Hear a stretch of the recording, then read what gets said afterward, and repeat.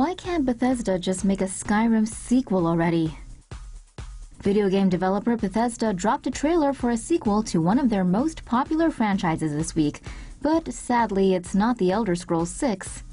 By the 9! Fallout 76. Do we really need another Fallout game? If Kotaku's reported rumors are right, it'll be online survival RPG. According to Gamespot, the game will focus on Vault 76, an area that's been mentioned in other games in the franchise. The Fallout games are RPGs set in a post-apocalyptic USA. The player typically wakes up in an underground bunker called a vault 200 years after a nuclear war laid waste to the world. Fallout 76, however, is rumored to take place 20 years after the planet went kaboom.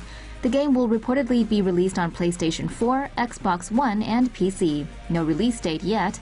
Other than that, there is not much to go on, but we're wondering if we're alone in our want for a Skyrim sequel. Would you rather have a Skyrim sequel? Let us know in the comments below. Going nuclear. This nuclear Titanic better not blow up. A massive floating nuclear power plant is now on its way to an Arctic port after Russia's state nuclear corporation Rosatom launched the nuclear plant over the weekend. Russian officials say the academic Lomonosov is set to become the first series of floating nuclear power plants Russia plans to develop. The portable plant is not self-propelled and must be towed to the desired location. It is designed to provide energy to port cities and offshore gas and oil extracting platforms. The floating nuclear power plant will be towed from St. Petersburg and around Norway to a Russian town called Murmansk to take on nuclear fuel. From Murmansk, the $232 million nuclear plant will head to the Arctic to power the oil industry town of Pivik. With 2 nuclear reactors, the nuclear plant will produce up to 70 megawatts of electricity, enough to power a city of 100,000 inhabitants. Rosatom says the nuclear plant is designed with a great margin of safety that exceeds all possible threats and makes nuclear reactors invincible for tsunamis and other natural disasters.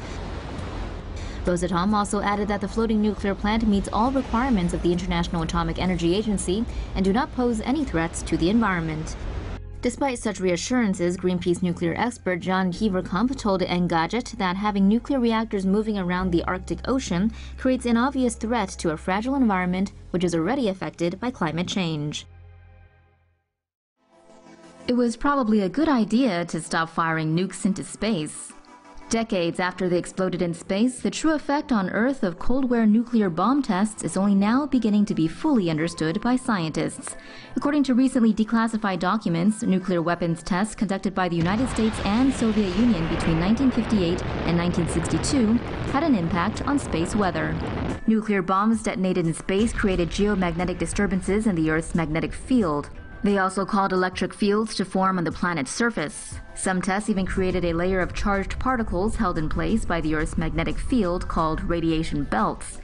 These man-made phenomena caused an aurora to form over the equator rather than at the poles. They also disrupted satellites and caused electrical currents that damaged power grids. Thankfully, America and the USSR stopped chucking nuclear bombs into space more than 50 years ago. According to NASA, this information about man's effect on space weather in the 1960s can hopefully help us better understand what's going on around our planet today. Russia goes full Bond villain. A leaked Pentagon document says Russia is working on an underwater drone nuke. The autonomous underwater vehicle, dubbed Canyon by the US, was conceived to target coastal areas. Russia reportedly refers to it as Ocean Multipurpose System Status 6. The warhead measures 5.5 feet wide and is 79 feet long. According to Popular Mechanics, it has a range of 6,200 miles and can dive to over 3,000 feet and travel at 100 knots. The device can also wield the 100 megaton nuclear payload and reportedly contains the radioactive isotope cobalt-60. That means an area struck by it would be dangerously radioactive to humans for around a century. It's hammer time.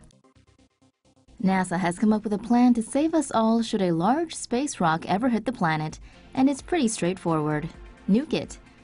The massive asteroid Bennu, which is taller than the Empire State Building and larger than 5 football fields, is currently orbiting the Sun 54 million miles from Earth. It is classified as a potentially hazardous object with a 1 in 2,700 chance of crashing into the planet on September 25, 2135. The spacecraft Hammer, or hypervelocity asteroid mitigation mission for emergency response would be able to use an impactor to change the trajectory of smaller rocks. But for a large asteroid like Bennu, Hammer would have to deploy a nuclear device to destroy it before it reaches Earth. NASA has been monitoring the enormous space rock since it was discovered in 1999 and has sent out a space probe to take samples. Bennu is one of the 10,000 near-Earth objects it has detected, though only 2,500 of these are estimated to be as large. How would the US military fight North Korea? As tensions continue to mount on the Korean peninsula with no side backing down, the US has threatened a massive military response to any potential North Korean nuclear attack.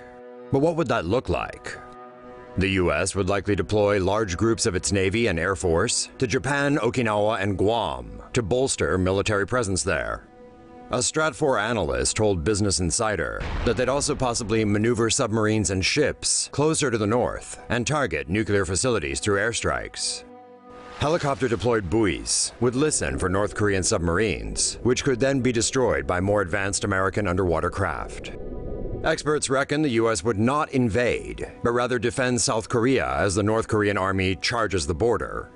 This scenario would also see US Special Forces parachuting into strategic locations around Pyongyang for surgical strikes. If, in the extremely unlikely scenario, North Korea strikes Guam or another US territory or ally with a nuclear strike, the US has the option to respond via land, sea, or air. Most agree that the resulting American retaliation would lay waste to Pyongyang and kill thousands, if not millions. Or, Kim Jong-un and Donald Trump could just simply step into the octagon and see what happens.